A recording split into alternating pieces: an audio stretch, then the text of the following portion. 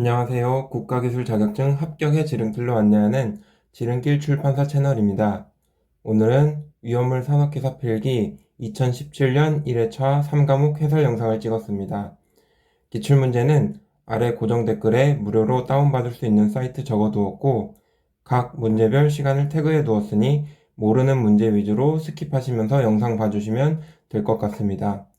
그리고 댓글로 영상에 대한 피드백 주시면 반영해서 더 좋은 영상 만들 수 있도록 노력하겠습니다. 41번 다음 중 조회성이 있는 황아린만 모두 선택하여 나열한 것을 물어보는 문제입니다. 황아린은 3황아린과 5황아린, 7황아린이 있습니다. 각각의 특징은 이러합니다. 여기서 조회성이란 공기 중 수분을 흡수하는 성질을 얘기하는데요. 조회성이 있는 황아린으로 5황아린과 7황아린이 있습니다. 그래서 이것을 잘 나타낸 3번이 답이 되겠습니다. 그리고 이 세 가지 모두 인과 S로만 이루어졌기 때문에 세 개를 연소하게 되면 공통적인 연소 생성물로 P2O5인 오산화인과 SO2인 이산화황이 생성됩니다. 이 내용 한번 읽어주시면 되겠습니다. 황아린은 필기와 실기 모두에서 자주 다뤄집니다. 42번 위험물 제조소 등의 안전거리의 단축 기준과 관련하여 공식이 있을 때 방화상 유효한 담의 높이는 2m 이상으로 한다.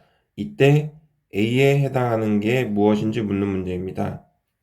방화상 유효한 담의 높이 공식에서 H는 인근 건축물 또는 공작물의 높이를 의미하며 A는 제조소 등의 외벽의 높이를 의미합니다.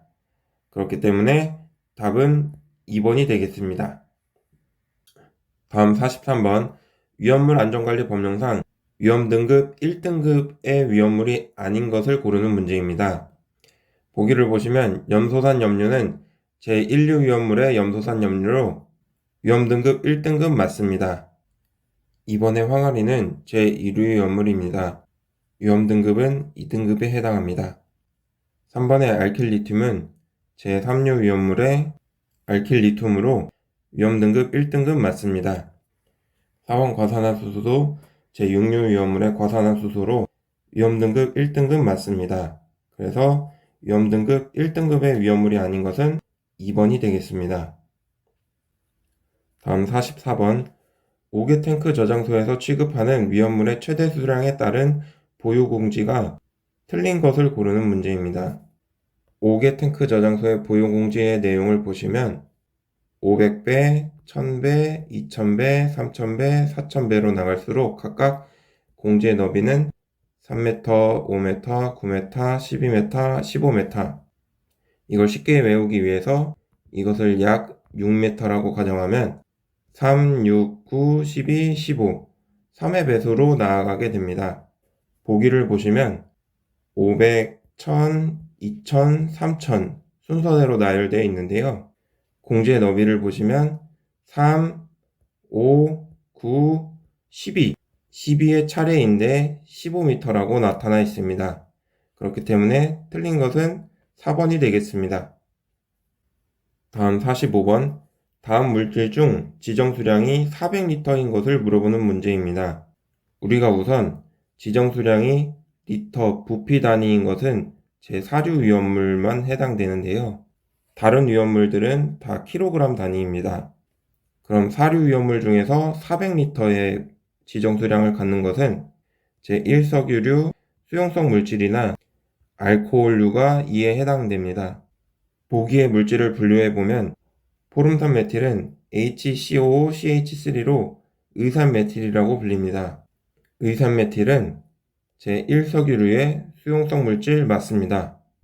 그리고 2번의 벤젠과 3번의 톨루에는 제1석유류 비수용성에 해당하는 물질입니다. 그리고 4번의 벤즈알데하이드는 제2석유류의 비수용성 물질입니다. 그래서 지정수량은 1000리터가 되겠습니다. 그래서 지정수량이 400리터인 물질은 1번 포름산 메틸이 되겠습니다. 4번의 물질을 모르더라도 1번 포름산 메틸이 1석유류 수용성에 해당하기 때문에 답은 1번을 고를 수 있습니다. 다음 46번 그림과 같은 타원형 탱크의 내용적을 물어보는 문제입니다. 탱크의 용량 관련한 문제로 출제 포인트로는 탱크의 용량은 탱크의 내용적에서 공간 용적을 빼서 구합니다. 이것을 쉽게 외우기 위해 머리 글자를 따서 탱크의 용량은 내공 있는 사람이 구한다고 암기해 주시면 되겠습니다. 그리고 두 번째 출제 포인트로는 실제 볼륨을 구하는 문제인데요. 양쪽이 볼록한 타원형 탱크의 경우 이러한 공식을 통해 구하고 종으로 설치한 원통형 탱크의 내용적의 경우 볼륨을 이러한 공식을 통해 구합니다. 그리고 세 번째 출제 포인트로 위험물 운반 용기의 수납률에서 고체 위험물의 경우 내용적의 95% 이하, 액체 위험물의 경우 내용적의 98% 이하 수납한다는 점이 중요합니다. 이 내용은 필기와 실기 모두에서 자주 출제되는 문제이므로 꼭 알고 넘어가 주시면 좋겠습니다. 현재 문제에서는 타원형 탱크의 내용적을 물어보았고 타원형 탱크는 이러한 공식을 통해 구합니다. 공식을 대입하면 내용적은 4분의 파이 곱하기 현재 A는 8m로 주어졌고요. B의 경우에는 6m로 주어졌습니다. 곱하기 현재 L은 16m로 주어졌습니다. 16 더하기 3분의 L1과 L2는 각각 2m로 주어졌습니다. 그래서 2 더하기 2 해서 이것을 정리하시면 답은 653 세제곱미터가 나옵니다. 답은 3번입니다. 다음 47번 벤젠의 진한 질산과 진한 황산의 혼산을 반응시켜 얻어지는 화합물을 물어보았습니다. 벤젠의 질산과 황산을 반응시키게 되면 니트로벤젠을 얻을 수 있습니다. 이 반응식이 니트로화 반응인데요. 질산은 니트로기를 제공하는 역할을 하고 황산은 촉매의 역할을 해줍니다. 그래서 답은 4번이 되겠습니다. 참고로 이 니트로벤젠을 환원시키면 아닐린을 얻을 수 있습니다. 이 실기에서도 이 합성법을 물어보는 문제는 종종 나와서 알고 넘어가 주시면 되겠습니다. 다음 48번 가솔린 저장량이 2000리터일 때 소화설비 설치를 위한 소요 단위를 물어보았습니다. 위험물의 경우 소요 단위는 지정 수량의 10배가 1소요 단위가 됩니다. 가솔린의 경우 제4류 위험물의 제1석유류 비수용성이기 때문에 지정 수량은 200리터입니다. 그럼 가솔린 기준으로 1소요 단위는 이 지정 수량 200리터에 10배를 한 2000리터가 1소요 단위가 됩니다. 문제에서 저장량이 2000리터라고 주어졌기 때문에 2000리터는 1소요 단위가 되겠습니다. 참고로 소요 단위 관련한 출제 포인트로는 제조소 또는 취급소의 건축물인 경우 외벽이 내화 구조일 때 연면적 100제곱미터가 1소요 단위이고 저장소의 건축물의 경우 외벽이 내화 구조일 때 연면적 150제곱미터가 1소요 단위인 점 기억해 주시면 되겠습니다. 다음 49번 질산암모늄에 관한 설명 중 틀린 것을 고르는 문제입니다. 우선 질산암모늄을 분류해보면 질산암모늄은 제1류 위험물이고요. 1류 위험물의 주된 특징으로는 산화성 고체입니다. 보기를 보시면 1번 상온에서 고체이다. 맞습니다. 산화성 고체이기 때문에 당연히 고체일 것입니다. 2번 폭약의 제조 원료로 사용할 수 있다. 맞습니다. 3번 흡습성과 조회성이 있다. 흡습성과 조회성은 비슷한 말인데요. 질산염료의 경우 조회성이 있습니다. 그리고 4번 물과 반응하여 발열하고 다량의 가스를 발생한다고 했는데요. 물과 반응 시 발열이 아니고 흡열 반응을 합니다. 그렇기 때문에 틀린 보기는 4번이 되겠습니다. 다음 50번 5개 저장소에서 저장할 수 없는 위험물을 물어보는 문제입니다. 5개 저장소에 저장 가능한 위험물 관련 문제는 실기에서 가끔 다뤄지는 내용인데요. 첫 번째로 제1류 위험물의 황 또는 인화성 고체 중 인화점이 0도씨 이상인 것과 제4류 위험물의 특수 인화물을 제외한 나머지를 5개 저장소 저장 가능합니다. 나머지의 물질 중 제1석유류에서 인화점이 0도C 이상인 것에 한해 5개 저장소에 저장 가능합니다. 그리고 제6류 위험물 5개 저장소 저장 가능합니다. 보기의 물질을 분류하면 과산화수소는 제6류 위험물이기 때문에 저장 가능하고요. 3번 에탄올은 제4류 위험물의 알코올류에 속하기 때문에 5개 저장소 저장 가능합니다. 그리고 4번 유황의 경우 제2류 위험물의 황이기 때문에 마찬가지로 저장 가능합니다. 아세톤의 경우 제4류 위험물의 제1석유류로 인화점이 마이너스 18도씨입니다. 그렇기 때문에 제1석유류 중 인화점이 0도씨 이상인 것만 한해서 5개 저장소에 저장 가능하기 때문에 2번이 틀린 보기가 됩니다. 다음 51번 금속 칼륨의 일반적인 성질로 옳지 않은 것을 고르는 문제입니다. 칼륨은 알칼리 금속에 속하는데요. 알칼리 금속에 대한 내용은 한 문제 이상은 보통 출제되는데요. 그 특징으로는 은백색 광택이 있는 물은 금속이고 비중은 1보다 작습니다. 그리고 이온화 에너지가 작아서 반응성이 크고요. 물과 격렬하게 반응하여 수소기체 발생하므로 등류 또는 경류, 파라핀류에 저장합니다. 가열된 불꽃색으로는 리튬의 경우 빨간색, 나트륨의 경우 노란색, 칼륨의 경우 보라색을 나타냅니다. 그래서 이것을 쉽게 외우기 위해 머리 글자를 따서 빨리 놀아볼까로 외우시면 되겠습니다. 보기를 보시면 1번에 은백색의 연한 금속이다. 은백색 광택이 있는 물은 금속 맞습니다. 3번부터 보시면 물과 반응하여 수소가스를 발생한다. 네, 맞습니다. 물과 격렬하게 반응하여 수소기체 발생하므로 등류, 경류 또는 파라핀류에 저장한다는 점 중요합니다. 그리고 4번에 물보다 가볍다. 비중이 1보다 작다는 말은 물보다 가볍다는 말이 되겠습니다. 2번에 알코올 속에 저장한다고 되어 있는데요. 알칼리 금속은 물 또는 알코올, 산과 반응 시 이처럼 수소기체 발생시킵니다. 그렇기 때문에 이러한 물질들에 저장하면 안 되고 등류, 경류, 파라핀류와 같은 석유류에 저장해야 합니다. 5점 이상을 확정적으로 올리기 위해서 이 알칼리 금속의 특징을 꼭 공부하고 넘어가시면 좋겠습니다. 다음 52번 다음과 같은 물질이 서로 혼합되었을 때 발화 또는 폭발의 위험성이 가장 높은 것을 고르는 문제입니다. 위의 내용은 유별을 달리하는 위험물의 혼재 기준에 대한 내용인데요. 제1류와 제6류 혼재 가능하고요. 제5류와 제2류, 제4류 혼재 가능합니다. 그리고 제3류와 제4류 혼재 가능합니다. 그래서 이것의 머리 글자를 따서 1류는 어디서 쌈 싸먹어 로 외워주시면 되겠습니다. 보기의 물질을 보시면 1번의 벤조일 페록사이드는 제5류 위험물에 해당하고요. 질산의 경우 제6류 위험물에 해당합니다. 1류는 어디서 쌈 싸먹어 기준으로 판단해 봤을 때 5류와 6류는 혼재 가능하지 않습니다. 그렇기 때문에 위험성이 가장 높은 것은 1번이 되겠고요. 참고할 내용으로는 2번에 이황화탄소와 증류수라고 되어 있는데요. 이황화탄소와 황린의 경우 물속에 저장한다는 점이 중요합니다.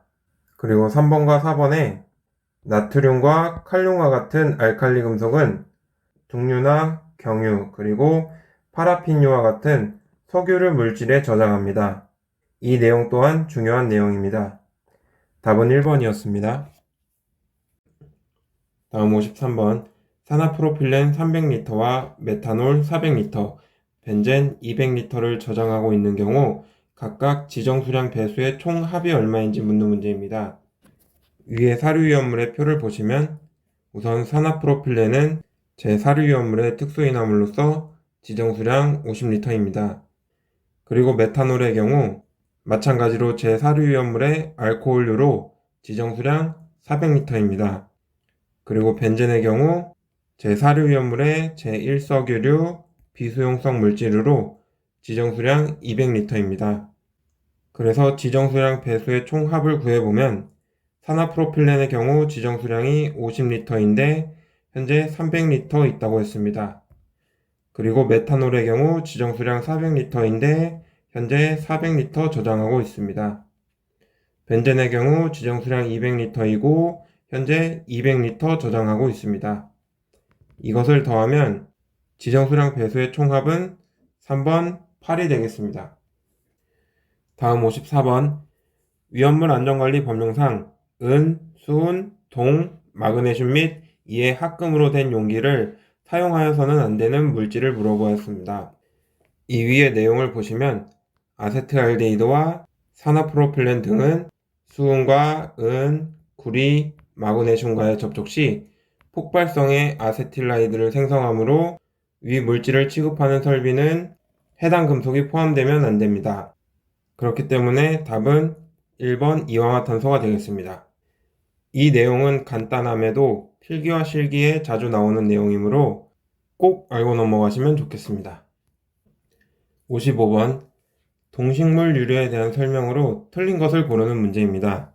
동식물 유료는 필기와 실기에서 정말 빠짐없이 자주 나오는 내용인데요.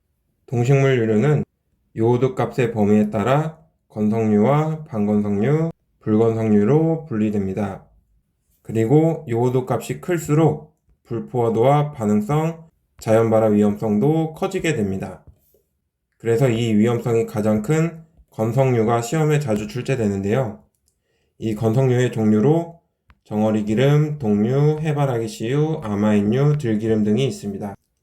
이 종류를 쉽게 외우기 위해서 머리 글자를 따서 정어리가 동해바다에 아들을 낳았다고 암기해 주시면 되겠습니다. 보기를 보시면 1번 요오드 값이 작을수록 자연발화의 위험성이 높아진다고 되어 있는데요. 요오드 값이 커질수록 자연발화 위험성도 커지게 됩니다. 1번은 틀린 보기가 됩니다. 2번에 요오드 값이 130 이상인 것은 건성류이다. 맞습니다. 건성류에는 아마인유, 들기름 등이 있다. 정어리가 동해에 아들을 낳았다고 외웠습니다. 맞습니다. 4번에 인하점이 물의 비점보다 낮은 것도 있다고 되어 있는데요. 이 내용을 모르더라도 1번이 확실하게 틀렸기 때문에 1번의 답을 고를 수 있습니다. 참고로 실기에서는 건성류와 반건성류, 불건성류에 따른 요오드 값의 범위와 종류가 자주 출제됩니다. 56번 셀룰로이드의 자연발화 형태를 가장 옳게 나타낸 것을 물어보는 문제입니다. 이 내용은 자연발화의 형태에 대한 내용인데요. 셀룰로이드는 분해열에 의한 발화에 속합니다. 그래서 답은 3번이 되겠습니다. 참고로 자연발화 관련된 문제는 자연발화의 형태에 대한 내용보다도 자연발화 방지 조건에 대한 내용이 자주 나옵니다. 자연발화 방지 조건으로 습도는 낮게 할 것, 주위의 온도를 낮출 것, 통풍을 잘 시킬 것, 표면적은 좁을 것, 불활성 가스를 주입할 것, 열의 축적을 막을 것, 다른 말로 열 전도율이 클 것 등이 있습니다. 그래서 이 내용도 함께 공부하고 넘어가 주시면 되겠습니다. 다음 57번 염소산 칼륨에 대한 설명으로 옳은 것을 고르는 문제입니다. 염소산 칼륨을 분류해보면 제1류위험물로 제1류위험물의 주된 특징으로는 산화성 고체입니다. 보기를 보시면 1번 강한 산화제이며 열분해하여 염소를 발생한다고 되어 있는데요. 강한 산화제는 맞는 얘기지만 열분해 시 염소가 아닌 산소를 발생시킵니다. 2번 폭약의 원료로 사용된다고 하는데요. 맞습니다. 염소산 칼륨 외에도 질산칼륨이나 질산암모늄과 같은 제1류위험물이 산소를 제공해주는 역할을 하기 때문에 폭약의 원료로 자주 사용됩니다. 3번에 점성이 있는 액체라고 되어 있는데요. 제1류위험물은 산화성 고체이기 때문에 당연히 액체가 아닌 고체입니다. 그리고 4번에 녹는 점이 700도씨 이상이라고 되어 있는데요. 염소산 칼륨의 녹는 점은 700도씨가 아닌 368도씨입니다. 출제 빈도를 생각하면 인하점을 제외하고 녹는 점이나 끓는 점, 비중 등의 물성은 굳이 암기하실 필요 없습니다. 다음 58번 탄화칼슘에 대한 설명으로 틀린 것을 고르는 문제입니다. 우선 탄화칼슘을 분류해보면 탄화칼슘은 제3류 위험물이고요. 제3류 위험물의 주된 특징은 자연 발화성 및 금수성 물질입니다. 그 중에서도 탄화칼슘은 금수성 물질의 성질을 가지고 있습니다.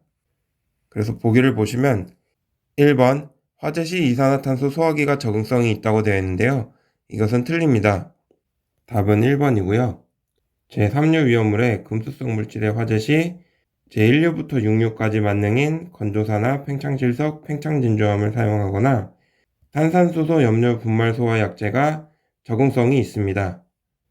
2, 3번 내용은 한번 읽고 넘어가 주시고 4번에 물과 반응하면 아세틸렌 가스가 발생한다는 내용은 자주 다뤄지는 내용이니 꼭 알고 넘어가 주세요.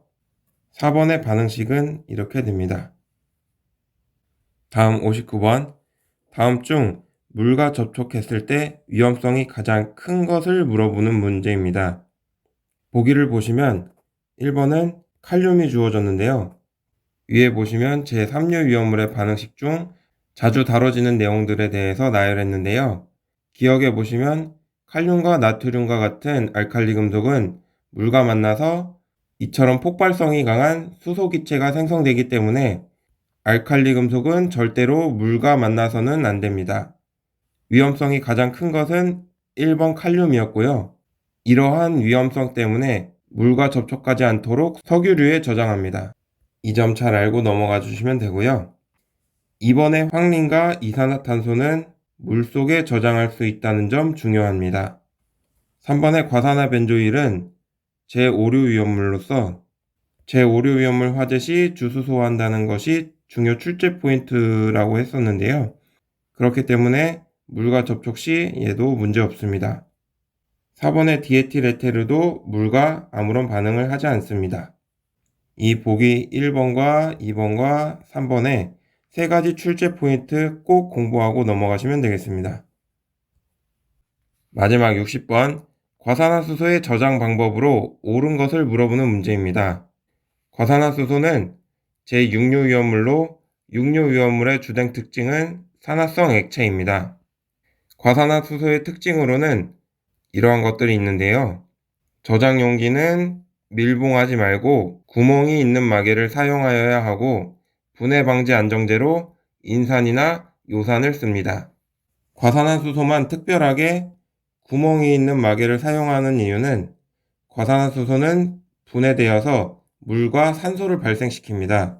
이 산소에 의해서 내부 용기의 압력이 증가할 수 있기 때문에 구멍이 있는 마개를 사용해서 이 압력들을 해소시켜 줍니다. 그래서 이러한 분해 반응이 일어나지 않도록 인산이나 요산과 같은 물질을 첨가해 줍니다. 보기를 보시면 분해를 막기 위해서는 인산이나 요산과 같은 물질을 넣어야 하고 완전히 밀전하는 것이 아닌 분해된 가스가 빠질 수 있는 구조로 마개를 해서 보관하여야 합니다. 그래서 모두 옳게 나열한 것은 4번이 되겠습니다. 참고로 이 히드라진은 제4류 위험물로 잘 타는 물질이기 때문에 연소를 도와주는 제6류와 혼재해서는 안 됩니다. 마지막으로 이번 영상에서 중요했던 내용을 다시 한번 살펴보겠습니다. 첫 번째로 탱크의 용량은 탱크의 내용적에서 공간 용적을 뺀 용적으로 하고요. 그리고 양쪽이 볼록한 타원형 탱크의 내용적은 이러한 공식을 이용해서 구합니다. 그리고 위험물 중 알칼리 금속은 물과 격렬하게 반응하여 수소기체가 발생하므로 등류, 경류 또는 파라핀유와 같은 석유류에 저장한다는 점 중요합니다. 그리고 유별을 달리하는 위험물의 혼재 기준으로는 1류는 어디서 쌈 싸먹으로 외웠는데요. 1류와 6류 혼재 가능하고 5류와 2류, 4류 혼재 가능합니다. 그리고 3류와 4류 혼재 가능합니다.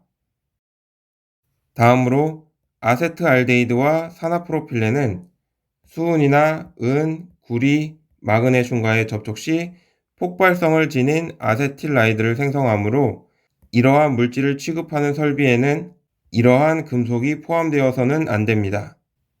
그리고 동식물유류는 요오드 값의 범위에 따라서 건성유나 반건성유, 불건성유로 분류되는데요. 요오드 값이 130 이상인 건성유의 경우에는 불포화도와 반응성, 자연발화 위험성이 모두 큽니다. 그리고 그 종류로는 정어리라는 생선이 동해에 아들을 낳았다고 암기하였는데요. 정어리 기름, 동류, 해바라기 씨유, 아마인유, 들기름이 이에 해당합니다. 네, 이러한 내용이 이번 과목에서 중요했던 내용이었고요. 이것으로 위험물 산업기사 필기 2017년 1회차 3과목 해설을 마치겠습니다. 감사합니다.